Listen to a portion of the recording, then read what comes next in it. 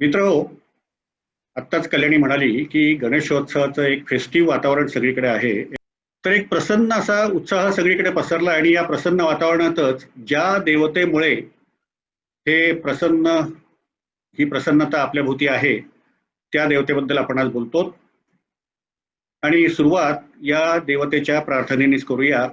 वक्रतुंड महाकाय सूर्यकोटी समप्रभ निर्विघ्नं कुरु मे देव सर्व कार्येषु सर्वदा. हा देव असा आहे की जो जळी स्थळी मनी मानसी आपल्याबरोबर सदैव असतो. या गणपती किंवा गणेश या गणेशाला भारतीय सर्व देवतांमध्ये एक महत्वाचं स्थान आहे. मुख्य म्हणजे हा पंचायतनात याचा समावेश आहे. पंचायतन म्हणजे पाच प्रमुख देव, त्या पाच प्रमुख देवांचं आयतन म्हणजे समूह किंवा घर. हे देव म्हणजे रुद्र किंवा शिव, विष्णू, सूर्य, शक्ती म्हणजे गौरी किंवा दुर्गा आणि गणपती. आता ह्या पाच देवात याचं स्थान आहे आणि पंचायतनची पद्धत अशी असते की पंचायतन देवळांची विशेषतः की ज्या देवतेचं देऊळ असेल त्या देवतेचं देऊळ म्हणजे गाभाऱ्यात ती मुख्य गाभाऱ्यात ती मूर्ती असते आणि आजूबाजूला चार कोनाड्यांमध्ये या बाकीच्या चार मूर्ती असतात. म्हणजे आता एक आपण सिन्नर गोंदेश्वराचं जर देऊळ बघितलं तर हे शंकराचं देऊळ आहे. मधलं उंच शिखर जे दिसतंय त्याच्या खाली शंकराची पिंड आहे आणि आजूबाजूला चार घुमट्या तुम्हाला ज्या दिसत आहेत त्या अनुक्रमे विष्णू, गणपती, सूर्य आणि शक्ती यांच्या आहेत. खजुराहोला सुद्धा असंच आपल्याला एक देऊळ बघायला मिळतं. लक्ष्मण मंदिर जे आहे ते विष्णूचं आहे. अर्थात फक्त या पाच प्रमुख देवांमध्येच गणपतीला स्थान आहे अशातला भाग नाही, तर सर्व देवांमध्ये त्याला अग्रपूजेचा म्हणजे प्रथम पूजेचा त्याला मान आहे. आपल्याकडे जे 33 कोटी देव आपण म्हणतो या सर्वांमध्येही त्याला अग्रपूजेचा मान आहे. आता 33 कोटी हे जे आहे ही काही देवांची संख्या नाहीये.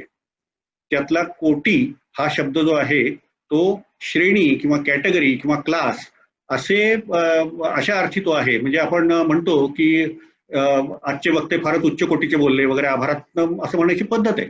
तर त्यात जी कोटी हा जो अर्थ आहे तो ह्या कोटीमध्ये आहे आणि अशा 33 कोटी ज्या आहेत त्याच्यात 8 वसू आहेत, 11 रुद्र आहेत, 12 आदित्य आहेत, एक प्रजापती आहे आणि एक इंद्र आहे, असे म्हणून ते 33 होतात. आणि ते 33 कोटी म्हणजे या प्रत्येक कॅटेगरीचे देव म्हणून ते 33 कोटी होतात. तर या सगळ्यांमध्ये या गणपतीला अग्रपूजेचा मान आहे. त्याच्याबद्दल एक श्लोक फार छान आहे. विद्यारंभे विवाहेच प्रवेशे निर्गमे तथा विद्यारंभे विवाहेच प्रवेशे निर्गमे तथा संग्रामे संकटे चैव विघ्नस्तस्य न जायते. म्हणजे विद्यार्जन करायचं असेल, विवाह समारंभाच्या वेळेला प्रवासाला जायचं असेल, प्रवासून येत असाल, घरात प्रवेश करत असाल, संग्राम कुठलंही संकट असेल याची पूजा करावी म्हणजे संकट ही तुमच्या वाटेला जात नाही, ती आपापल्या वाटेने निघून जातात. असं या अग्रपूजेचं त्याला स्थान आहे आणि म्हणूनच कदाचित बहुतेक देवळांच्या मुख्य गाभाऱ्याच्या द्वारपट्टीवर गणपतीचं चित्र आपल्याला दिसतो. इथंच थांबत नाही तर हिंदू, जैन आणि बौद्ध अशा तीनही धर्मात स्थान असलेला हा एकमेव देव आहे. इतर कुठल्याही देवाच्या वाट्याला असं भाग्य आलेलं नाहीये. अर्थात हिंदू धर्मात जसं त्याला प्रसिद्ध स्थान आहे तितकं जैन धर्मात नाही. जैन धर्मात त्याला थोडंसं दुय्यम स्थान आहे आणि बौद्धमध्ये ही दुय्यमता ही थोड्याशा हीन दर्जावरती जाते. ते आता कशी जाते ते आपण बघू. पण या देवाचा आणखीन एक महत्वाचा एक भाग असा आहे की वैष्णव शैव असे जरे विष्णूला शिवाला पूजणारे पंथ आहेत त्याच्यासारखाच गाणपत्य हा नावाचा संप्रदाय हा सुद्धा आहे. आणि हा गाणपत्य संप्रदाय मुख्यतः तंत्र मार्गाने पूजा करणाऱ्यांचा समुदाय आहे. हा देव फक्त भारतापुरताच मर्यादित राहिला नाही तर महाराष्ट्राबरोबरच बृहद भारत म्हणजे ग्रेटर इंडिया जेव्हा इतिहासकाळी म्हणत ते Myanmar, Cambodia, Thailand, Indonesia, Malaysia अशा सगळ्या देशांमध्ये या गणपतीचं प्रसार झालेला आहे. अर्थात हा प्रसार झाला त्याच्यात बौद्ध भिक्षूंचा वाटा खूप मोठा आहे. हिंदू व्यापारी जसे गेले तसे बौद्ध भिक्षू हे धर्मप्रसारासाठी गेले आणि त्यांच्याबरोबर हा गणपती तिकडे गेला. आता या देवाला एवढं महत्व आहे पण नवलाची गोष्ट अशी आहे की हा देव हा त्या मानाने तरुण आहे. तरुण म्हणजे अर्थात इतिहासाच्या फुटपट्टीवर जेव्हा आपण मोजतो तेव्हा हा देव त्या मानाने रिसेंटली एस्टॅब्लिश्ड असं ज्याला आपण म्हणू, कम्पॅरेटिव्हली रिसेंटली, सगळ्यात रिसेंट हा दत्त आहे. म्हणजे आपला ब्रह्मा ब्रह्मा महेश शिव ही जी त्रिमूर्ती आहे ते 10व्या शतकात उदयाला आले. अर्थात त्यातले ब्रह्मा शिव रुद्र आणि विष्णू हे तिघही अगोदरपासून होतेच, पण त्यांचं एकत्रीकरण हे 10व्या शतकात झालं. गणपतीच्या बाबतीत मात्र तसं नाही. हा अतिशय तरुण असा देव आहे. म्हणजे इतिहासाच्या फुटपट्टीवर जर बोललो आपण तर आपली संस्कृती साधारण 4,500-5,000 वर्ष मागे जाते. सिंधू संस्कृतीपासून आपली संस्कृती सुरू झाली असं आपण म्हणतो. अर्थात आता राखी घडीमध्ये जे उत्खनन नवीन चालू आहे त्याच्यावरून हे हा इतिहास आणखीन 2,000 वर्ष मागे जायची शक्यता आहे. पण सध्या तरी 4,500-5,000 वर्षाचा आपल्याला इतिहास माहिती आहे आणि त्याच्यात शिव किंवा विष्णू यासारखे प्रमुख देव जे आहेत त्यांचं मूळ आपल्याला हे फार पूर्वीपासून शोधता येतं. गणपतीच्या बाबतीत तसं होत नाही. उदाहरणार्थ इसवी सनाच्या 2ऱ्या ते 4थ्या शतकात खोदली गेलेली अजिंठा लेणी जी आहे त्याच्यात गणपतीचा उल्लेख नाही, गणपतीची मूर्ती पण नाही. परंतु ते 7व्या-8व्या शतकात जेव्हा वेरूळची लेणी खोदण्यात आली, विशेषतः कैलास लेणं वगैरे, तिथे गणपतीची मूर्ती आपल्याला दिसते. इसवी सन पूर्व 6व्या शतकात यास्क याचं जे वेदांग आहे, निरुक्त हे वेदांगाचा भाग आहे, त्याच्यात गणपतीचा उल्लेख नाही. कौटिल्याच्या अर्थशास्त्रात गणपतीचा उल्लेख नाही. एवढंच नाही तर कालिदासासारखा नाटककार जो मेघदूत सारख्या नाटकामध्ये संपूर्ण प्रवासात दिसलेल्या स्थळांचं यथातथ्य वर्णन करतो, त्याच्या नाटकातही किंवा त्याच्या काव्यातही गणपतीचा उल्लेख नाही. अश्वघोष हा बौद्ध नाटककार, त्याच्यातही उल्लेख नाही. रामायणात देखील गणपतीचा उल्लेख नाही. महाभारतात एक उल्लेख आहे. रामायण हे इसवी सन पूर्व 5वं शतक ते इसवी सनाचं 3रं-4थं शतक, महाभारतही तसंच त्याच्या आसपास. पण महाभारतात एक आपल्याला दिसतो, विनायक नावाचा एक यक्ष दिसतो. अर्थात हा यक्ष आहे. विनायक हे गणपतीचं नाव आपल्याला माहिती आहे, पण विनायक हा यक्ष आहे आणि त्याची गणना भूत पिशाच अशा म्हणजे योनींच्या संगतीत केलेली आहे. त्यामुळे तो विनायक हा गणपती आहे असं आपल्याला वाटत नाही. आपल्याला एक आठवत असेल की व्यासांनी महाभारत लिहिलं आणि व्यासांनी महाभारत सांगितलं आणि गणपतीने ते लिहून घेतलं असा एक उल्लेख आपल्याला दिसतो. परंतु हा उल्लेख हा 10व्या-12व्या शतकात हा कुठेतरी घुसडला गेलेला आहे. जे लोक नवीन आवृत्ती काढतात ते आपल्या मनाचं काहीतरी घालत असतात, त्या पद्धतीचा हा उल्लेख आहे. याला एक अपवाद आपल्याला दिसतो, गणपतीचा उल्लेख नाही, तो गाथा सप्तशती ही हाल राजा सातवाहनाची इसवी सन पूर्व 1 वर्ष, त्याच्या गाथा सप्तशतीमध्ये गणवई या देवतेचा उल्लेख आहे. या देवतेला सोंड आहे. परंतु तो उल्लेख असा आहे की या गणवईचं मंदिर गावाबाहेर एका झाडाखाली आहे. अर्थात गावाबाहेर एका झाडाखाली आहे म्हणजे आपल्याकडे म्हसोबा सटवई हे जसे वेशीवरती देव असतात त्या पद्धतीचा हा देव दिसतो. म्हणजे ह्याचं महत्व काही फारसं नव्हतं. हा दुय्यम दर्जाचा देव त्या काळात असेल असं आपल्याला दिसतं. आता एवढं गाणपत्य संप्रदाय जो आहे तो 10व्या शतकात आला. मी तुम्हाला म्हटलं म्हणजे त्याचा जो काही विकास झाला असेल तो 10व्या-12व्या शतकात झाला आणि ज्ञानेश्वरीत मात्र गणपती हा 0 या लेव्हलवरून हिरो पदावरती तो पोहोचला.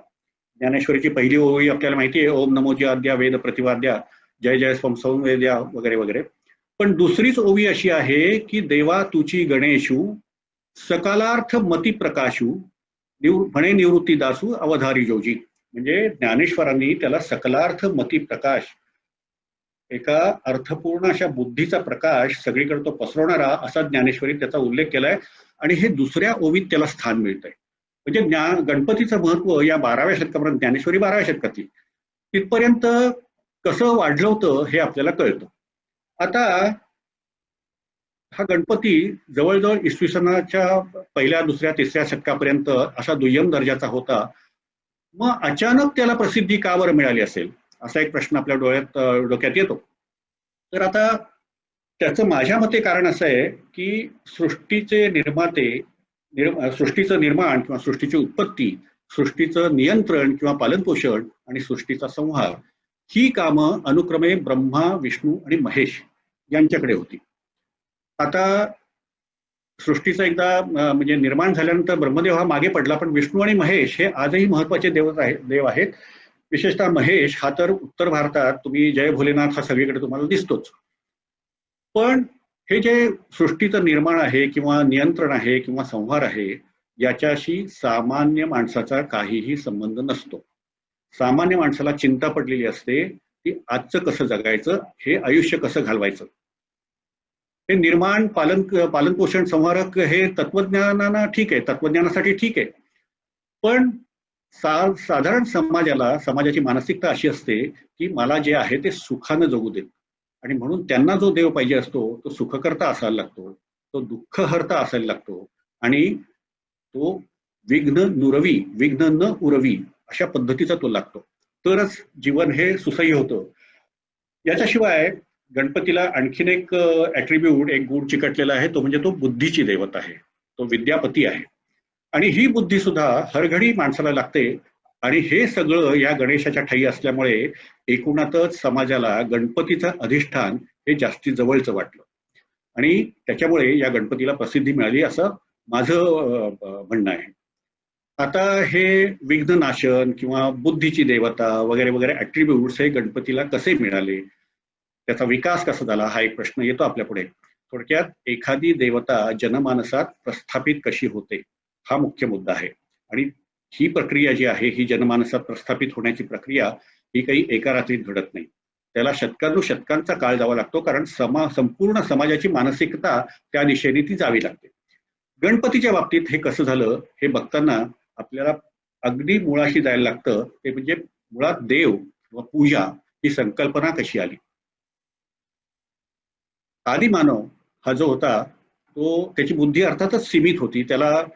एकूणातच त्याला सर्वच गोष्टींबद्दल ज्ञान कमी होतं, इतकं की त्याला निसर्गाच्या नियमांविषयी सुद्धा अज्ञान होतं. आता म्हणजे दिवसानंतर रात्र होते, पाऊस पडतो, वादळ होतं, वीज कडाडते, अशा सगळ्या गोष्टींबद्दल तो अज्ञानी होता.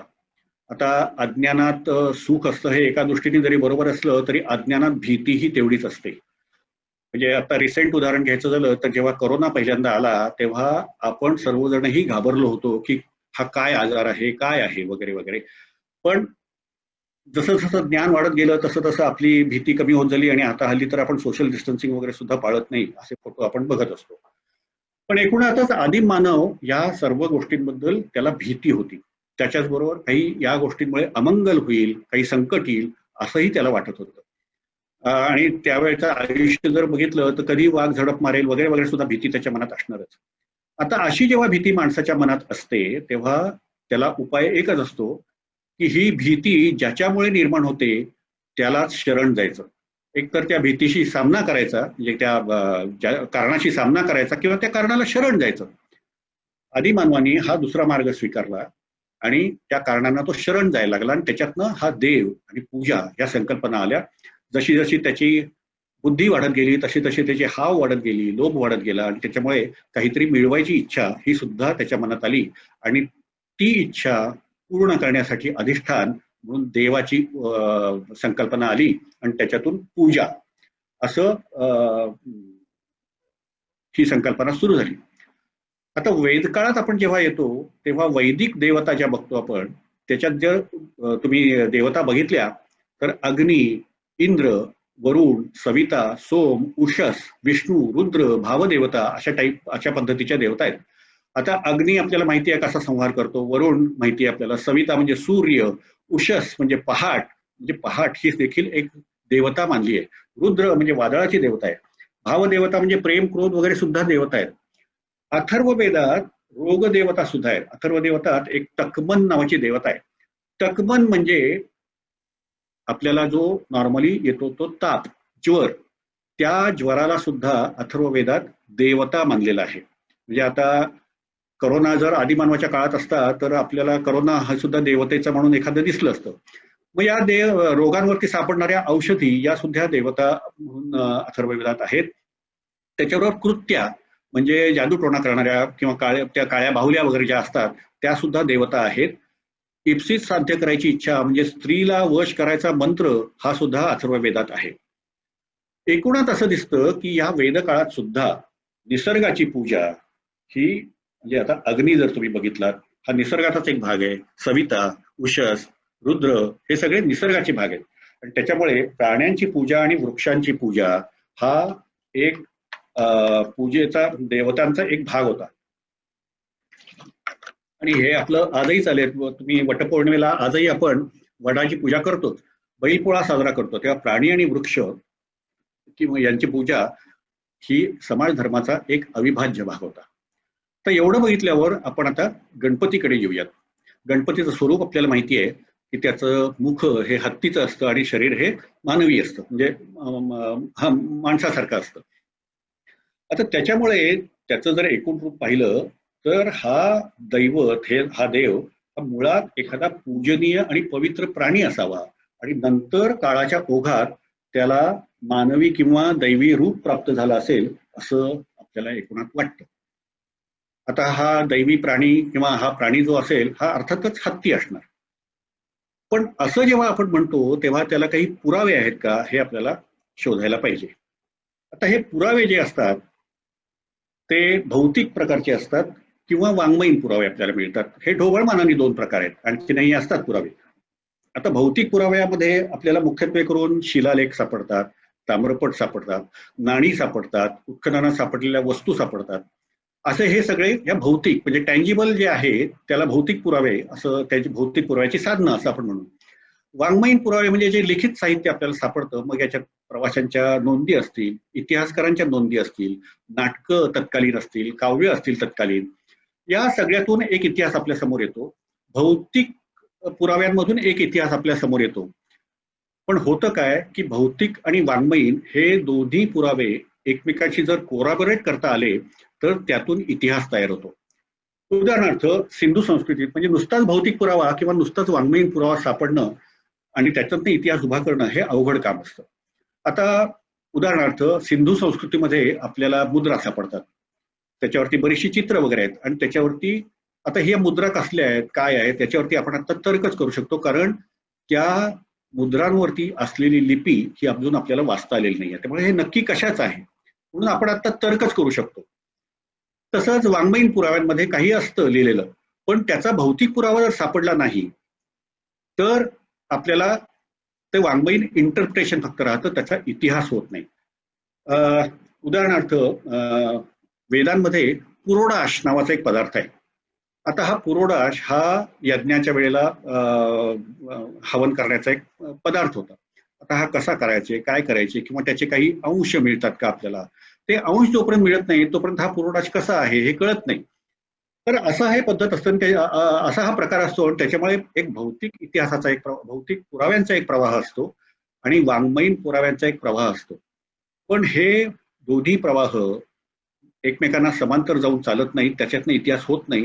हे दोन्ही प्रवाह जिथे एका ठिकाणी मिळतात तिथून आपला इतिहास हा सुरू होतो, म्हणजे त्यांचा संगम जिथे होतो, जिथे मला भौतिक पुरावा हा वाङ्मयीन पुराव्यांशी कोरॅबोरेट करता येतो, तिथून मला इतिहास हा स्पष्टपणे मांडता येतो. आता हे जे पुरावे आहेत हे आपण आपली संस्कृती म्हणजे सिंधू संस्कृती आणि वैदिक संस्कृती. सिंधू संस्कृती ही इसवी सन पूर्व साधारण 3000 ते 2500 वर्षापूर्वी सुरू झाली आणि इसवी सन पूर्व 1500 साली 1500च्या आसपास ती लयाला गेली असा एक मतप्रवाह आहे. त्याच्यानंतर वैदिक संस्कृती म्हणजे आर्यांची संस्कृती ज्याच्यावर वेद वगैरे रचले गेले. अशा दोन संस्कृती आपल्याला बघायच्या आहेत. त्याच्यातून हा हत्ती, आपण या हत्तीवरती बोलतोय हे आपण विसरायचं नाही. तर या हत्तीवरती आपल्याला काय काय मिळतं हे आपण सुरुवातीला बघूयात. सिंधू संस्कृतीत मी म्हटलं तसं तुम्हाला फक्त भौतिक पुरावे मिळतात. आता सिंधू संस्कृतीमध्ये या अशा प्रकारच्या काही मूर्ती मिळालेल्या आहेत. म्हणजे यांना मातृदेवता अशा म्हणतात. आता मातृदेवता का म्हणतात किंवा का, हा आता तज्ज्ञांनी याला मातृदेवता म्हटलेलं आहे म्हणून आपण मातृदेवता म्हणतोय. तज्ज्ञांकडे आणखीनही काही मटेरियल त्याचं असेल. पण या चित्रामध्ये आपल्याला एक प्राणी पण दिसतोय. आता हा प्राणी नक्की कुठला आहे माहित नाही, परंतु एक प्राणी होता एवढं तरी या चित्रावरून सिद्ध होतं. सिंधू संस्कृतीची जी मुद्रा आहे त्याच्यावरती हे असे प्राणी दिसतात ज्यांच्या डोक्यावरती शिंग आहेत. माणूस दाखवलेला आहे, हा त्याच्या डोक्यावरती शिंग आहेत, इथे नुसतीच शिंग आहेत आणि या खाली सप्त मातृका 7 मातृका आहेत. पण हा प्राणी इथे आहे, इथे एक माणूस आहे, त्याच्या डोक्यावरती शिंग आहेत, म्हणजे ही परत प्राण्यांची चिन्ह आहेत आणि हा प्राणी इथे दिसतो. आणखीन एक मुद्रा आपल्याला दिसते की ही पशुपतीची म्हणून मुद्रा आहे आणि ही सर्वमान्य झालेली आहे. हा पशुपती पुढे शिव गणात सामील झाला, शिवरूपच तो झाला, पण तो विषय नंतर कधीतरी. पण या चित्रात इथे एक हत्ती आपल्याला दिसतोय. या सिंधू संस्कृतीत हत्ती होता हे तरी कमीत कमी आपल्याला या मुद्रेवरून दिसतं. आणि पुढे दायमाबादची जी एक मुद्रा सापडली आहे त्याच्यात तो हत्ती तर स्पष्टच दिसतो आपल्याला. हा इथे आपल्याला हा हत्ती दिसतोय. त्याच्यावरती काय जे लिहिलंय ते आपल्याला वाचता येत नाही, त्यामुळे हे या हत्तीला तेव्हा काय म्हणत होते वगैरे आपल्याला काहीही कळत नाही आता. किंवा हे जे वृषभ एक दिसतोय त्याच्यावरतीही हे लिहिलेलं आहे, आपल्याला काहीही कळत नाही आता. परंतु हत्ती होता हे तरी कमीत कमी सिद्ध होतं. एवढंच नाही, त्या या दायमाबादमध्ये उत्खननात हा एक हत्ती मिळाला. हा साधारण 1 फूट उंचीचा हत्ती आहे, साधारण 25 सेंटीमीटर, म्हणजे 1 फुटाला थोडासा कमी. पण याचं वजन 20 किलो आहे. तेव्हा हा खेळण्यातला हत्ती नक्की नाहीये. शिवाय याला खाली जी भोकं दिसत आहेत तिथे चाकं होती. म्हणजे या दायमाबादमध्ये आणखीनही अशाच प्रकारचे जे काही प्राणी मिळाले, अशाच रचनेत त्यांना चाकं दिसली, चाकं होती, आणि म्हणून यालाही चाकं असणार असं दिसतं. आणि ते प्राणी रथाला जोडले होते, आणि त्याच्यामुळे हा हत्ती सुद्धा रथाला जोडून कधीतरी कुठल्या तरी उत्सवात किंवा याच्यात मिरवत असावे, असा एक कयास आहे. त्याच्यावरून आपल्याला नुसता एक कयास बांधता येतो की हा हत्ती हा कदाचित त्यांच्या दृष्टीने एक महत्वाचा प्राणी होता. पवित्र होता की नाही हे आता आपल्याला सांगता येत नाही, पण असा होता. म्हणजे सिंधू संस्कृतीत हत्ती होता इथपर्यंत तरी आपण आता येऊ शकतो. आता वैदिक संस्कृतीत काय उल्लेख आहेत? वैदिक संस्कृती ही वाङ्मयीन संस्कृती आहे. त्याच्यात काय उल्लेख आहेत हे आपण बघूयात. आता वैदिक संस्कृती ही आर्यांची संस्कृती. आता हे आर्य सिंधू संस्कृतीत जे होते ते आर्य का आर्य होते का ते बाहेरून आले का अगोदरपासूनच होते वगैरे वगैरे वाद सगळा आहे. आर्यांच्या बाबतीत घोडा हा त्यांचा एक महत्वाचा प्राणी होता. सिंधू संस्कृतीत घोड्याचं साधं हाड सुद्धा अजून सापडलेलं नाहीये. पण आर्यांच्या किंवा वैदिक संस्कृतीत घोडा हा अतिशय महत्वाचा माणूस होता. एकूणात अनुमान असा आहे की सिंधूच्या उदयापूर्वी जर आर्य बाहेरून आलेले असतील तर त्यांना हत्ती हा माहीत नव्हता. आणि त्यांनी जेव्हा इथे हत्ती तो बघितला तेव्हा त्याला मृग हस्तीन हा शब्द दिला. हा शब्द दिला. त्यातला मृग या शब्दाचा अर्थ आहे प्राणी, आणि हस्तीन या शब्दाचा अर्थ आहे हात. म्हणजे हत्तीची जी सोंड होती ती त्यांना हातासारखी वाटली, आणि त्याच्यामुळे मृग हस्तीन हा शब्द आला. या मृग हस्तीन मधला मृग हा नंतर गळून पडला, त्याचा हस्तीन झाला, आणि हस्तीनचाच पुढे हत्ती झाला, म्हणजे हे त्याचं नाव आलं. ऋग्वेदामध्ये पैद्व नावाचा एक शब्द येतो. त्याची पित्व, पेत्व, पेद्व अशी पण रूप आहेत. पण हा पैद्व हा जो आहे तो पैदू नावाचा एक माणूस होता. त्याचा घोडा चांगला नव्हता. मी आपल्याला सांगितलं की आर्यांच्या संस्कृतीत घोड्याला हे फार महत्व होतं, आणि हा घोडा चांगला नव्हता म्हणून त्यांनी अश्विनी कुमारांची आराधना केली, आणि अश्विनी कुमारांनी त्याला हा पैद्व दिला. हा पैद्व ऋग्वेदात वर्णन आहे की पांढऱ्या रंगाचा आहे, तो चपळ आहे, बलवान आहे, मोठ्यानं ओरडणार आहे, आणि त्याच्या डोक्याच्या पोकळीतून मध वाहतोय. अर्थातच हा हत्ती असावा, आणि तो पांढऱ्या रंगाचा असल्यामुळे त्याचा कदाचित इंद्राच्या ऐरावताशी साम्य असावा. इंद्राचा ऐरावत हा पांढऱ्या रंगाचा आहे हे आपल्याला माहिती आहे, म्हणजे अशी समजूत आहे हे आपल्याला माहिती आहे. तर असं सिंधू संस्कृतीत हत्ती हा आपल्याला दिसतो, आणि वैदिक संस्कृतीत हत्तीचे उल्लेख आढळतात. पण त्याचा अर्थ हत्ती हा पूजनीय आणि पवित्र प्राणी की जो पुढे दैवतात रूपांतर होईल असा नाही. त्याच्याकरता आपल्याला ऐतिहासिक कालखंडात यायला लागतं. एकंदर ऐतिहासिक कालखंड म्हणजे जिथे ही आता वाङ्मयीन पुरावे आणि भौतिक पुरावे यांची नदी एकत्र वाहू लागते आणि इतिहास आपल्याला स्पष्टपणे मांडता येतो, तो कालखंड. हा इतिहास हा कालखंड साधारण इसवी सन पूर्व 6व्या शतकापासून चाललेला दिसतो. तेव्हा आपल्याकडे गणराज्य वगैरे सगळी होती, आणि 6व्या शतकापासून कमीत कमी हत्तीचं महत्व हे वाढीला लागलेलं आहे असं आपल्याला दिसतं. त्याचं कारण असं आहे की ज्या आपल्याला नोंदी सापडतात त्याच्यावरून हे आपल्याला कळतं. अफगाणिस्तान म्हणजे गांधार, त्यावेळेचा गांधार हा जो भाग आहे म्हणजे आजचा अफगाणिस्तान, याच्यात हस्तिक किंवा हस्तिन नावाची एक जमात होती. त्याचं ग्रीक रूपांतर आहे एस्टेक नाय किंवा ॲस्टेक नाय. त्या जमातीचं कुलचिन्ह हे हत्ती होतं. आता अर्थातच एखाद्या जमातीचं कुलचिन्ह हत्ती असल्यावरती त्या हत्तीची ते पूजा करत असणार हे सरळच आहे. आणि हा आपण नुसता तर्क करून आपण थांबत नाही, तर तक्षशिला आणि कपिशा या नगरीची रक्षक देवता पिलुशार म्हणून होती. पिलू किंवा पिल म्हणजे हत्ती.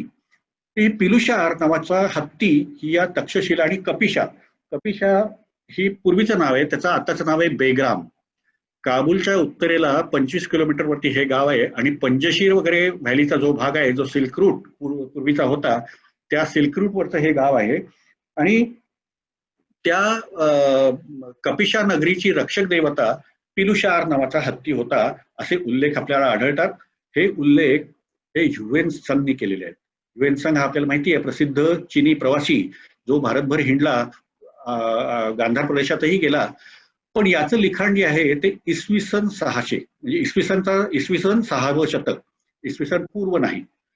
पण इसवी सन 6व्या शतकात तो लिहितो की कपिशेचे नागरिक जे आहेत ते हत्तीरूपी देवतेची पूजा करतात. आता ऍस्टेक नाय वगैरे जे काय मी तुम्हाला म्हटलं त्याचेही ग्रीक इतिहासकारांचं ते उल्लेख आहेत. पण हा युएन जेव्हा 6व्या शतकात जे लिहितो त्याचे पुरावे हे आपल्याला फार पूर्वीपासून मिळतात. आणि हे वाङ्मयीन पुरावे भौतिक पुराव्यांबरोबर कसे जुळतात ते आता आपण बघूयात. त्याच्यासाठी आपल्याला इंडो ग्रीक राजांची नाणी ही आपल्याला मिळतात.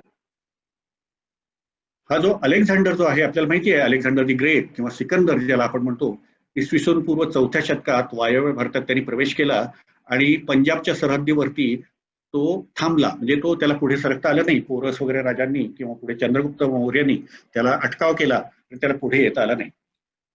पण या अलेक्झांडरनी जेव्हा पोरस राजाशी तह केला तेव्हा पोरस राजानी त्याला एक हत्ती दिला.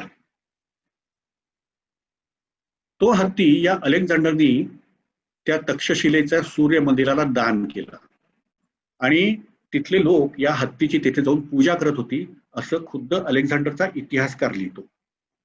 या अलेक्झांडर इसवी सन पूर्व 4थं शतक, त्याचं जर नाणं आपण बघितलं, आपण ते पुढे बघू, तर त्याच्यावरती या हत्तीची खूण स्पष्ट दिसते आपल्याला. आता हे इंडो ग्रीक या सगळ्या राजांना अलेक्झांडर जेव्हा परत गेला तेव्हा जो भाग जिंकलेला होता तिथे त्यांनी त्याचे ऑफिसर्स, त्यांना सत्रप असं म्हणायचे, ते राज्यावरती ठेवले, त्या प्रदेशाची व्यवस्था बघायला ठेवले आणि तिथे त्यांनी राज्य केलं. त्यांना इंडो ग्रीक राजे अशी संज्ञा आहे. आणि त्यांनी इसवी सन पूर्व 4थ्या शतकापासून जवळजवळ इसवी सनापर्यंत राज्य केलं. इसवी सन पूर्व 50 पर्यंत किंवा त्याच्या पुढे थोडा काळ, असं जवळजवळ 350 वर्ष त्यांनी राज्य केलं. आणि या सगळ्या राजांच्या नाण्यांवरती आपल्याला हत्ती दिसतो. हा हत्ती कसा दिसतो आणि त्याचा प्रवास कसा होतो हे आपण थोड्या वेळात बघूयात. पण मुद्दा हा आहे की संपूर्ण ग्रीक नाणी जर आपण बघितली तर त्या ग्रीक नाण्यांवरती त्यांच्या देवतेचं चित्र, जुनी नाणी, त्यांच्या देवतेचं चित्र हे असतंच असतं. म्हणजे त्यांची नायके नावाची देवता आहे किंवा झूस, ZEUS, झ्यूस किंवा झूस, अशा देवतेची चित्र आहेत.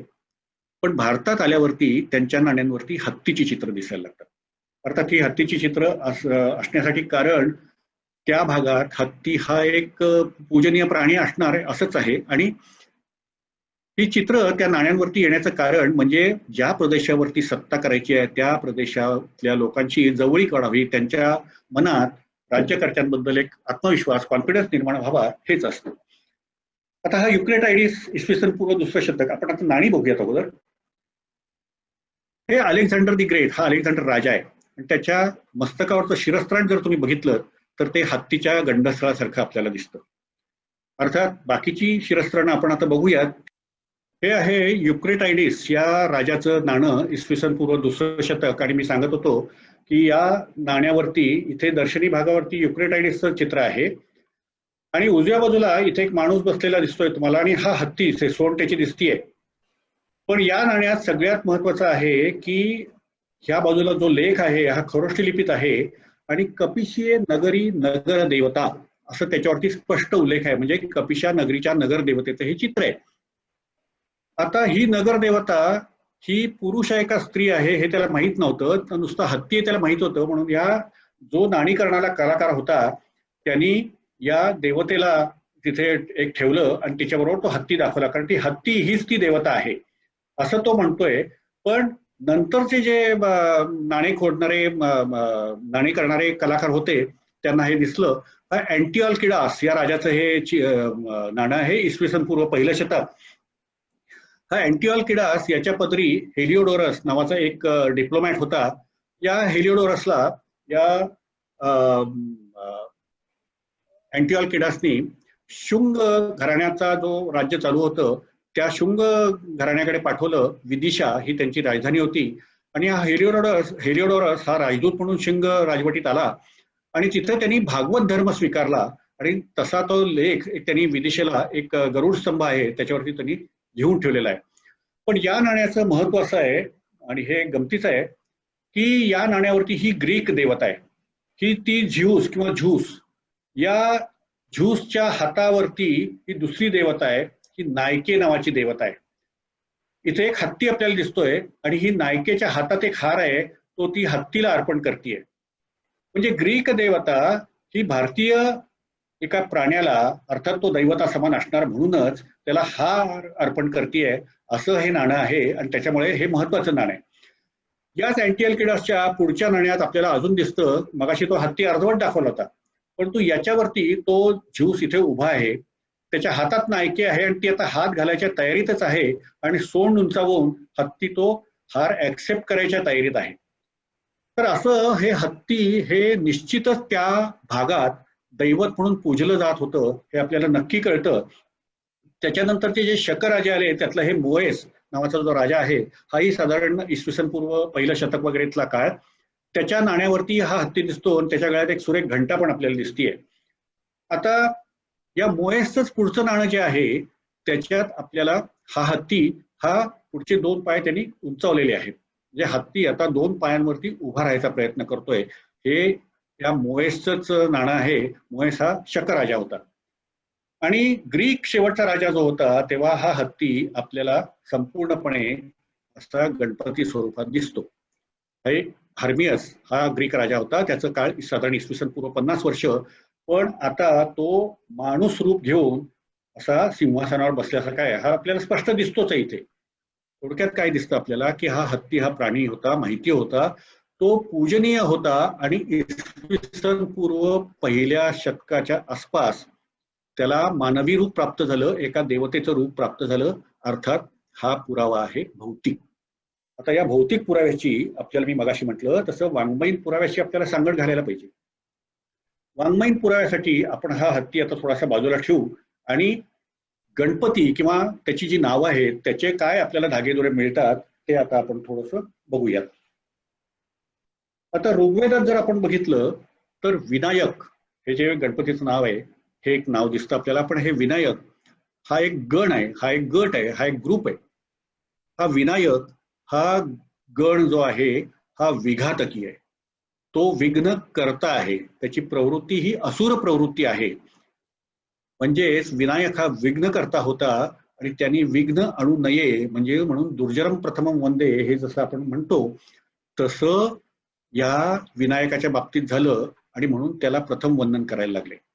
हे विनायक हे पुढे आपल्याला सूत्र वाङ्मय त्यांची नावं मिळतात. हे 6 होते. यांची नावं होती मित, संमित, पुष्पांड, शाल, कटंकट आणि राजपुत्र, अशी 6 नावं होती. पुढे या सगळ्या 6 जणांचा मिळून एक विनायक झाला आणि तो पुढे आपल्याला गणपती स्वरूपात तो दिसतो. पुढे तो कसा दिसतो ते आपण नंतर बघूया. पण अथर्ववेदात लंबोदर या नावाचा एक यक्ष आपल्याला दिसतो. यक्ष याची खूण म्हणजे तो बुटका असतो, तो ठेंगणा असतो आणि लंबोदर म्हटल्यामुळे त्याचं पोट हे सुटलेलं असतं. तर तुम्ही गणपतीची आजची जर विशेषणं बघितली तर तो बुटका आहे, तो ठेंगणा आहे आणि त्याचं पोटही सुटलेलं आहे. तेव्हा हे लंबोदर, परंतु हे लंबोदर हे यक्षाचं विशेषण आहे, हे गणपतीचं विशेषण अथर्ववेदात नाहीये. आता अथर्ववेदाचाच विषय निघालाय म्हणून थोडंसं अथर्व शीर्षाबद्दल सुद्धा बोलूया. अथर्व शीर्षात वर्णन जे आहे ते गणपतीचं वर्णन आहे आपण असं समजतो. आता अथर्व शीर्ष हे अथर्ववेदाचं खिल सूक्त आहे, म्हणजे ते नंतर जोडलेलं आहे आणि अथर्वाला ते शीर्ष म्हणून जोडलं गेलेलं आहे म्हणून ते अथर्व शीर्ष आहे. परंतु मुळात हे गणपतीचं स्तोत्र असं नव्हतं, कारण गणपती ही वेदकाळात अशी मान्य अशी देवता नव्हतीच. विनायक होता, लंबोदर होता, पण गणपती किंवा असं त्याला काही हे मिळालेलं आहे अशातला भाग नव्हता. पण त्याच वेदात ब्रह्मणस्पती ही एक महत्वाची देवता आहे. ब्रह्मणस्पती म्हणजेच बृहस्पती. म्हणजे अथर्ववेदाचं जे दुसरं सूक्त आहे त्याच्यात दुसरं मंडल जे आहे त्याच्यात 23व सूक्त जे आहे ते ब्रह्मणस्पती या देवतेचं आहे. आणि त्या सूक्तातला पहिला श्लोक हा आपण आजही एखाद्या कार्याच्या आरंभी म्हणतो. तो श्लोक असा आहे, गणानां त्वा गणपतीं हवामहे कवीं कवीनां उपमश्रवणस्तमं ज्येष्ठराजं ब्रह्मणा ब्रह्मणस्पतः नः शृण्वन्नोतिभिः सीद सादनम. जे ब्रह्मणा ब्रह्मणस्पतम असा त्याचा स्पष्ट उल्लेख आहे. आणि हा ब्रह्मणस्पती म्हणजे बृहस्पती. या बृहस्पतीची वैशिष्ट्ये जी आहेत ती, तो बुद्धीची देवता आहे. पण हा काळाच्या ओघात हा ब्रह्मणस्पती मागे पडला आणि ती जागा गणपतीने घेतली. आणि त्याच्यामुळे नंतरची एकदंताय विद्महे वक्रतुंडाय धीमही हे जे अथर्वशीर्षातलं आहे ते कदाचित एकदंत हे ब्रह्मणस्पतीचं विशेषण असेल. वक्रतुंड वगैरे आपल्याला माहित नाही. आता वक्रतुंड म्हणजे नक्की काय हा माझ्या पुढे एक मोठा प्रश्न आहे. कारण गणपतीचं तोंड आपण जर बघितलं तर त्याला वक्रतुंड म्हणतात, पण ते खरोखरच वक्र आहे का हो? त्याला सोंड आहे. हत्तीचं तोंड आपण असं ते वाकडं नाहीये, पण एक विशेषण ते आलेलं आहे. तेव्हा अथर्व शीर्ष हे मुळात ब्रह्मणस्पतीचं, पण तू नंतर आता ते गणपतीचं म्हणून आलं. आणि मग त्याच्यात पुढे ते त्याची ती नावं वगैरे पण सगळी आली, त्याचं वर्णन वगैरे पण आलं. आता याचबरोबर या वेदकालात व्रात्य म्हणून एक समाज होता. व्रात्य म्हणजे जे वेदकालीन रीतिरिवाजांना, यज्ञ पद्धती वगैरेला मानत नव्हते आणि त्याच्याशी फटकून वागायचे, ते मुळात अनार्य असं एकंदर या आर्य लोकांचं म्हणणं होतं. आता हे अनार्य होते. त्यांचा एक देव होता, त्या देवाच्या गळ्यात यज्ञोपवीत म्हणजे जानवं म्हणून नाग असायचा. हा नाग हा जंगलात वगैरे मिळतोच आपल्याला, आणि तो कुठल्या तरी दगडांवर वगैरे जात असेल, पण तो देवाच्या दगडावरून गेला म्हणून त्याचं जानवं झालं. या देवाला हे व्रात्य लोक जंगलात शिकार करून त्या प्राण्याच्या रक्ताचा अभिषेक त्या देवाला करायचे. आता आपल्याकडे भारतीय संस्कृतीचा एक विशेष असा आहे की आपली संस्कृती ही भांडणारी नाहीये, ती जुळवून घेणारी आहे. याची खूप उदाहरणं आपल्याला इतिहासात मिळतात बघायला. परंतु आता तेवढा वेळ आपल्याला, फारच वेळ आपण आता याच्यात घालवलेला आहे. पण या भारतीय संस्कृतीनी किंवा हिंदू समाजाने या सगळ्यांना सामावून घेतलं. म्हणजे जे अनार्यांचे देव होते ते सुद्धा आपल्यात घेतले. रुद्राच्या बाबतीतही असा अनेक प्रकार आहेत. तेव्हा ह्या पद्धतीला, या म्हणजे एकंदर प्रोसेसला महाविलयन पद्धती असं म्हणतात. आणि या महाविलयनात हा वात्यांचा देवही हा मुख्य प्रवाहात आला आणि तो व्रातपती झाला. नमो व्रातपतये नमः प्रमथपतये. प्रमथ म्हणजे घुसळून काढणे. हा देव घुसळून काढणारा आहे, कष्ट देणारा आहे, हे लोकांना माहिती आहे. परंतु विघ्नकर्त्याची पूजा केल्यावरच तो विघ्नहर्ता होतो, हेही लोकांना माहिती होतं.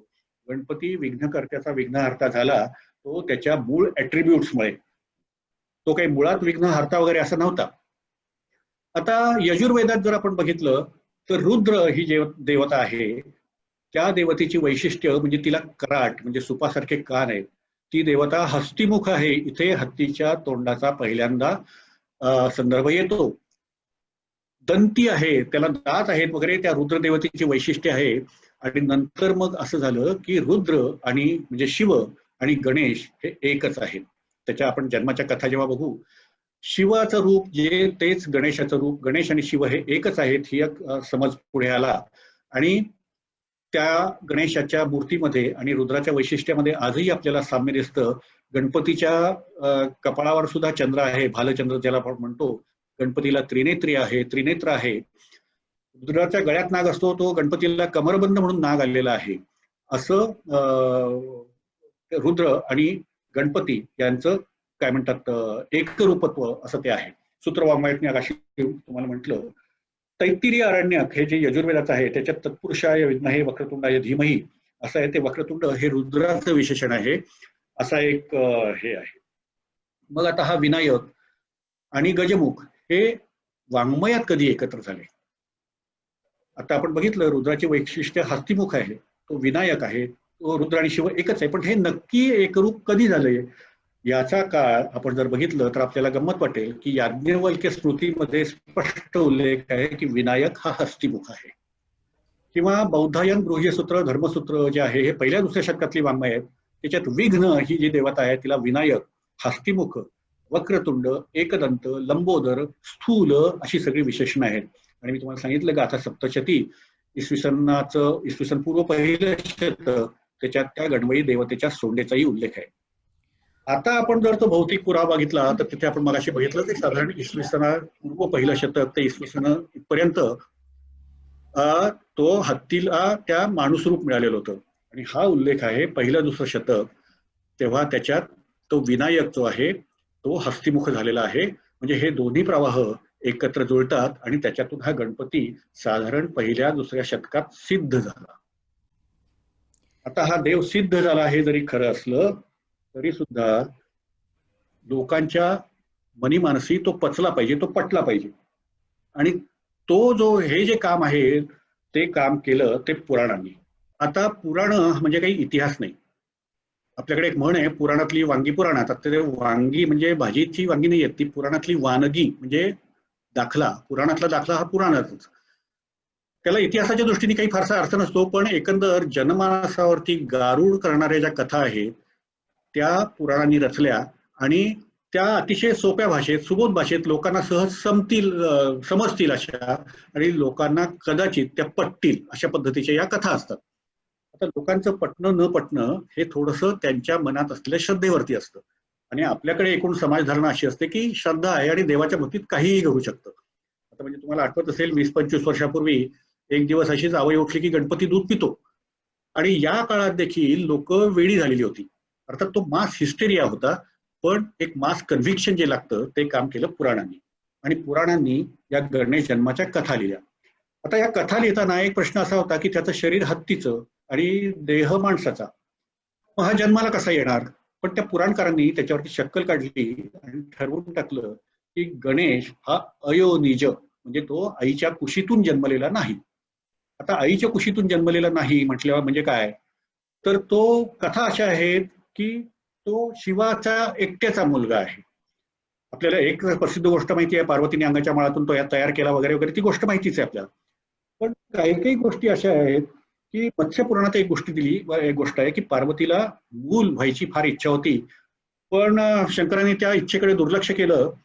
मग पार्वती काय करायची, ती काहीतरी खेळणी करत बसायची. मग तिने एकदा अंगचा मळ, हा अंगचा मळ खूप कॉमन दिसतो बरं का, हा अंगचा मळ काढून तिने एक हत्तीचं शीर असलेली बाहुली तयार केली. आता ती खेळून झाल्यावर मग तिने ती गंगेत सोडली. गंगेत सोडल्याबरोबर ती गंगेतनं फुगून बाहेर आली आणि तिच्यात जीव आला. तीच ही बाहुली म्हणजेच तो गणपती, म्हणून त्याला गांगेय असंही नाव आहे. वराह पुराणात किंवा याच्यात गोष्टी आहेत की शिवाच्या हसण्यातून एक सुंदर मुलगा तयार झाला आणि मग तो इतका गोंडस होता की पार्वती त्याच्याकडे एकटक पाहायला लागली. आणि मग शिवाला मत्सर वाटला की आपल्याकडे बघायचं सोडून ही त्या मुलाकडे बघतीये, म्हणून त्यांनी त्या मुलाला विद्रूप करून टाकलं, त्याला वक्रतुंड केलं, अशी ही गोष्ट आहे. एका गोष्टीत असं आहे की शिवानी मुलगा तयार केला, मग पार्वतीला तो काही पटलं नाही, म्हणून तिने शनीला बोलवलं. शनी म्हटला मी येत नाही कारण मी बघितलं तर काहीतरी अनर्थ होईल, पण तिने हट्टच केला. मग तो शनी आला, मग शनीने बघितल्यावर त्याचं मस्तक गळून पडलं, मग तिथे हत्तीचं मस्तक पडलं. एक लिंग पुराण सोडलं, लिंग पुराण म्हणतं की हा पार्वतीच्या आणखीन शिवाच्या संकरातून निर्माण झालेला आहे. आणि ते शिवपुराणातही असं आहे की शिवानं हा तपस्सामर्थ्यानं निर्माण केला. एक कथा अशी आहे की शिवपार्वती आकाशातून जात होते आणि खाली हत्तींची रतिक्रीडा त्यांनी बघितली आणि मग तसं करावं असं त्यांना वाटलं आणि त्याच्यातून हत्ती जन्माला. नंतर आजचं जे भूतान आहे तिथे भूत नावाची जमात राहत होती, आजही राहतात. त्यांचा राजा शिव, आणि या राज्यात एक पद्धत अशी होती की मिरवणुकांच्या वेळेला निरनिराळ्या प्राण्यांचे मुखवटे घालून काढायची. त्याच्यात तो एक म्हणजे गणपतीचा मुखवटाही असायचा आणि त्याच्यावरून हा गणपती आला, अशी ही एक कल्पना आहे. अशा सगळ्या गणेश जन्माच्या कथा आल्या आणि त्याच्यातनं मग गणेश मूर्ती ही तर पाहिजे. म्हणजे जन्म झाला गणेशाचा, गणेश देव आहे, पण तो दिसतो कसा, मूर्ती कशी असावी त्याची. तर या गणेश मूर्ती ज्या आहेत या शुंग कुशाण काळात म्हणजे पहिलं दुसरं शतक त्यावेळेला मूर्तीपूजा आपल्याकडे प्रस्तावित व्हायला लागली. वायव्य भारतात म्हणजे परत गांधार प्रदेश, तिथे गणेश पूजा व्हायला लागली. दक्षिणेत पहिल्यांदा सातवाहन काळात ही पूजा आली आणि नंतर गुप्त काळापासून ही गणेश मूर्ती ही मंदिरात बसवायला लागली. पण अजूनही त्याचं स्थान दुय्यमच होतं. स्वतंत्र मंदिर गणपतीची 10व्या शतकापासून आली. आणि पहिल्या ज्या मूर्ती होत्या त्या साधारण यक्ष प्रतिमांसारख्या होत्या. आपण बघितलंय विनायक हा यक्ष होता आणि म्हणून तो बुटका, ठेंगणा, तो द्विभुज आहे, हातात परशु आहे. परशु म्हणजे तो एकंदरच सगळ्या काय म्हणतात दुर्गुणांशी लढणारा असा तो आहे. त्याच्यानंतर हळूहळू चतुर्भुज प्रतिमा आल्या त्याच्या हातात मोदक पात्र आलं. आता हे मोदक पात्र हे पहिलं नाहीये. मोदक पात्राच्या अगोदर त्याच्या हातात बीजपूरक नावाचं एक फळ होतं. बीजपूरक म्हणजे ज्याला भरपूर बिया आहेत, असं आजचं सीताफळ कसं दिसतं तशा पद्धतीचं हे फळ असतं. आणि आपल्याकडे एक पद्धत अशी होती की कुठलाही देव असला तरी त्याच्या हातात एक सृष्टीचं उत्पत्ती असणारं काहीतरी प्रतीक, जे नवनिर्मितीचं प्रतीक, सृजनाचं प्रतीक हे असलं पाहिजे. हे बीजपूरक हे तसं प्रतीक आहे. त्या बीजपूरकाच्या अगोदर त्याच्या हातात एक मुळा पण होता. मुळा हे सुद्धा सुफलानाचं प्रतीक आहे, कारण त्याचा शेंडा नुसता खोडून जमिनीत रोवला की त्याच्यापासून रोप तयार होतं. नंतर मग हा तुटका मुळा जो होता तो त्याच्या हातात होता, तो तुटका दंत झाला. तर या बीजपूरकाचा तसाच मोदक झाला, मग तो लाडू झाला. त्याला उदरबंध तो नागाचा असतो तो आला. गुप्त काळापर्यंत त्याला परिवार देखील नव्हता, परंतु नंतर तो शिव आणि रुद्र यांचाच तो हे असल्यासारखा कार्तिकेय त्याचा भाऊ झाला. शिवापासूनच गणेश हे एकरूप होते म्हणून तो शिवाचा मुलगा झाला, कार्तिकेय त्याचा भाऊ झाला, त्याला परिवार मिळाला. उंदीर त्याला जो मिळाला तो शिवाचं वाहन पूर्वी उंदीर होतं, ते शिवाने त्याला दिलं, अशी एक कथा आहे. आणखीन एक कथा थोडक्यात सांगतो. एका गंधर्वाची लाथ स्वर्गात वामदेव नावाच्या एका देवाला बसली. ते वामदेवाने त्याला शाप दिला की तू उंदीर होशील, म्हणून तो गंधर्व उंदीर झाला आणि तो पुढे पराशर ऋषींच्या आश्रमात आला आणि त्रास द्यायला लागला. म्हणून गणेशाने त्याची प्रार्थना केली की मला हा त्रास देतो, याचं बघा काहीतरी. मग गणेश आला, मग त्यांनी उंदराला त्यांनी सरळ केलं, आणि पण तो उंदीर उन्मत्त झाला. उंदीर म्हणाला मीच तुला वर देतो, तूच माझ्याकडे वर माग. तो गणेशाला राग आला आणि तो म्हणला की मग आता माझं वजन तू सहन कर, म्हणून तो उंदीर त्याचं वाहन झाला वगैरे कथा आहेत या. परंतु एक तत्वज्ञांनी त्याचा एक अर्थ असा लावलाय की उंदीर हा बिळात राहतो आणि ते अंधाराचं प्रतीक आहे, आणि उंदीर हा अंधारावरती बसून त्या अंधाराचा नाश करतो, असं हे. आता या थोड्याशा प्रतिमा आपण बघू, आपल्याकडे वेळ थोडा आहे. ही कुशाण काळातली प्रतिमा आहे, मथुरेला सापडलेली आहे. हे मी तुम्हाला म्हटलं तसं ही यक्ष प्रतिमा सारखी दिसते. त्याला काही फारसं अलंकरण नाही, काही नाही. सरळ ढेरपोट्या, आणखीन काय 2 हात वगैरे अशी दिसतात. ही प्रतिमा जी आहे ही भीतरगड नावाचं, सॉरी, भुमरा हे जे पूर्वीचं देऊळ आहे, 3ऱ्या शतकातलं देऊळ आहे, तिथली ही मूर्ती आहे. हिच्यावरही फारसं काही अलंकरण नाही. पण एक भीतरगड ची एक प्रतिमा आपल्याला सापडली आहे. ही फार गमतीशीर प्रतिमा आहे. त्याच्यात उजव्या बाजूला तुम्हाला गणपती दिसतोय, त्याच्या डाव्या हातात लाडूनी किंवा मोदकाने भरलेली एक थाळी दिसतीये, आणि डाव्या बाजूला त्याचा भाऊ कार्तिकेय हा ती थाळी हिसकावून घ्यायचा प्रयत्न करतोय. 2 भावातलं भांडण हे असं आहे. शिवाला हा परिवार आला होता. हे साधारण 4थ्या-5व्या शतकातलं मूर्ती आहे. गुप्त काळात उदयगिरीच्या ज्या गुहा आहेत त्याच्यात अशा पद्धतीच्या मूर्ती होत्या. आणि नंतर मात्र हे हळेबीडची मूर्ती आहे, तिला किती अलंकरण केलेलं आहे अशी ही मूर्ती त्याच्यात प्रस्थापित झाली. कंबोडियामधल्या या काही मूर्ती आहेत. आपल्याला वेळ कमी आहे त्याच्यामुळे मी हे जरा घाईत दाखवतो, पण काही विशेष गणेश मूर्ती मात्र आपण बघूयात. या विशेष अशासाठी आहेत की काही मूर्ती, आता ही जी मूर्ती आहे ही मंजुश्री नावाची बौद्धांची देवता आहे. मी तुम्हाला विघ्नकर्ता हे सांगितलं होतं. या मंजुश्रीच्या पायाखाली तुम्हाला गणपती दिसेल. ही मूर्ती म्हणजे तो गणपती विघ्नकर्ता आहे अशी दिसते. उजव्या बाजूला सुद्धा त्या बौद्धांचा एक देव त्या गणपतीला पायाखाली तोडवतोय असं आपल्याला दिसतं. हा बौद्ध परंपरेतलाच महाकाळ, त्याच्याही पायाखाली आपल्याला गणपती दिसतोय. तेव्हा हा विघ्नकर्ता गणपती आहे. हा नृत्य गणेश, गणेश हा शिवाच्या गणातला आहे. तो शिवाप्रमाणे नृत्यात निपुण आहे आणि अप्रतिम नृत्य करतो, म्हणून या गणेश मूर्तीसारख्या नृत्य गणेश आहेत. हा बालगणेश आणि एक बाळकृष्ण सोडला तर कुठल्याही देवतेचं असं बालरूप आपल्याला बघायला मिळत नाही, म्हणून ही मूर्ती आपल्याला दाखवते मी. हा शक्तीसह गणेश आहे. या गणेशाची जी शक्ती आहे तिला एक वैनायकी म्हणून नाव आहे, आणि तिची एक सुरेख मूर्ती आपल्या भुलेश्वरच्या देवळात आहे. ही सप्तमातृकांमधली आहे, आणि या सप्तमातृकाचा एक पट्ट असतो, त्यातली ही वैनायकी, तिची सोंड दिसते आपल्याला, खाली उंदीर पण दिसतोय. नंतर तांत्रिक गणेशाची एक 2 मूर्ती आपण बघूयात. हा गणपती आपल्या पुण्यातला आहे. हा त्रिशुंड गणपती, हा तंत्रमार्गी गणपती आहे. त्याच्या डाव्या मांडीवरती शक्ती बसलेली आहे, आणि तो सोंडेनी तिच्या गालाला स्पर्श करतोय अशी ही मूर्ती आहे. तंत्रकारांचे 5 मकार आपल्याला माहिती आहेत: मध्य, मास, मैथुन, मुद्रा आणि मीन. तर त्यांच्याकडे असे उल्लेख आपल्याला दिसतात. हाही हेरंब गणेश जो आहे, हाही काय म्हणतात त्याला, तांत्रिक गणपती आहे. तांत्रिक गणपतीमध्ये त्याला जास्ती सोंड असतात किंवा जास्ती तोंड असतात. हा पंचमुखी हेरंब गणेश असा गणपती आहे. हा उच्छिष्ट गणपती, परत हा तंत्रमार्गी गणपती आहे. त्याच्या परत डाव्या मांडीवरती शक्ती बसलेली आहे. आणि हा आहे हा महागणपती. महागणपती हा परत तांत्रिक गणपती आहे. त्याला 10 हात आहेत, वरती नागाची फडा आहे. आणि शेवटी महागणपतीचं दर्शन घेऊन मला असं वाटतं आपण आता थांबूया. एकच फक्त माझी प्रार्थना आहे की बोलण्याच्या ओघात मी कुणाच्या काही श्रद्धा किंवा भावनांना जर धक्का पोचवला असेल तर मी मनापासून क्षमा मागतो. परंतु खरं म्हणजे आपली त्या देवाच्या मूर्तीवरती श्रद्धा नसते, पण त्या देवाच्या अंगात असलेल्या गुणांवरती, म्हणजे त्याच्या बुद्धीवरती किंवा संकटात धावून जाण्याच्या त्याच्या वृत्तीवरती आपली श्रद्धा असते, आणि ती तशीच असली पाहिजे असं मला वाटतं. मला आज ही संधी दिल्याबद्दल थोडीशी माझी घाई झाली, याबद्दल मला क्षमा करा, पण धन्यवाद.